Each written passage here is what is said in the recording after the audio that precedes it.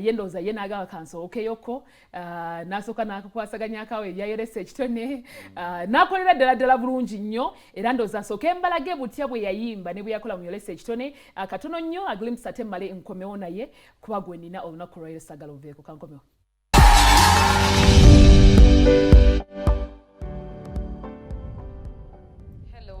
Hello. How are you? I'm fine.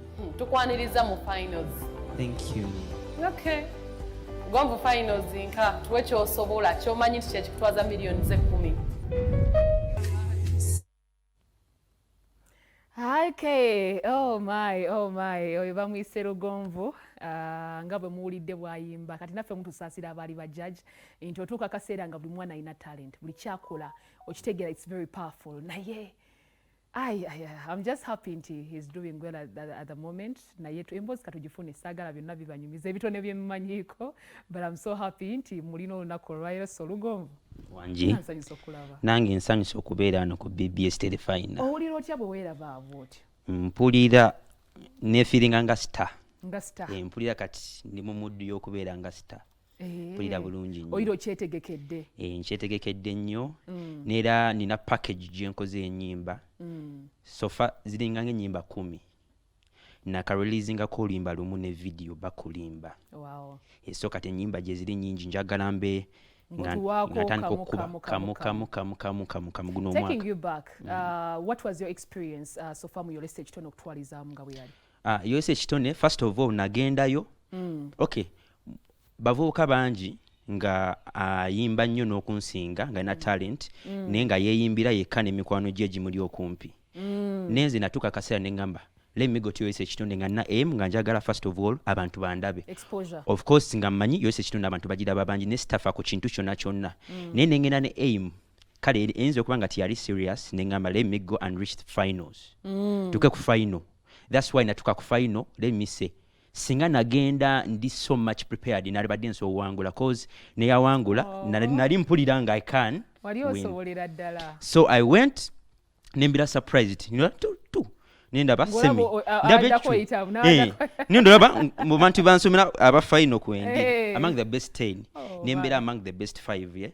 So kati ne kinyambako ne Yolesa Ekitone yanyamba nnyo so that nange kufuna abantu bagamba oyembye bulungi kati saawangula ne mulimu balinga ngamba gwe yawangula agamba gwe yawangula okitegeera. So kati ne banzaamu amaanyi so we nali awo ne ngamba natuka akaseera nenda n'okusomesa abantu. By the way, I'm a vocal trainer. That's amazing. So I have I have a class of 50 students. N'abasinga bali abroad. So bana bali Dubai. Ngrinda kongo basomeseza kuchi how? Na creating a WhatsApp group. Kati buli ayingiramu aletayo ka subscription fee akatono nintandika basomesa. Engage ensomesa I record a video for example tugenda kuyiga engeri gye tuwangalamu nga tuyimba. I record a video then nsinga mu group tanko practicing mu voice notes. So kati nina ba students aba improving nga beyongerako waliwo n'abaagala okumeetinga physically they come I teach them kale sagala kuyimba nzenze kanja njigirize n'abalala. I love this. To be serving. Onyumira nnyo omuvubuka atatudde. Nyumira nnyo omuvubuka nga ayina ekyenjawulo kyagezako creating every now and then. Ozuulayo ekipya. Creative industry erimu ebingi bye tusobola okuba ntu creating. So I think this is a good way of starting. So kale soko bambulizeeko abantu basooke bakutegeere bulungi nnyo amannya gannyikire. Aba BBS Telefina kiri kitya program yenze Lugomvu Ivan gemanya amatuufu ne ku media zange zonna nkozesa Lusoft. Lwaki Lusoft? Lugomvu in English.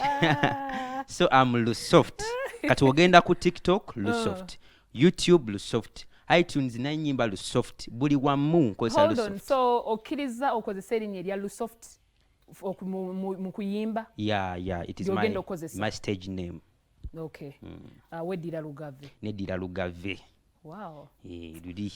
Kale, nkyamulina mu studio njagala kusooka okuyisaawo kalere ennaku z'omwezi nga 11 temwerabira tugenda kubeera n'omukulu gwe bayise Paul Saka wali ku Serena Hotel.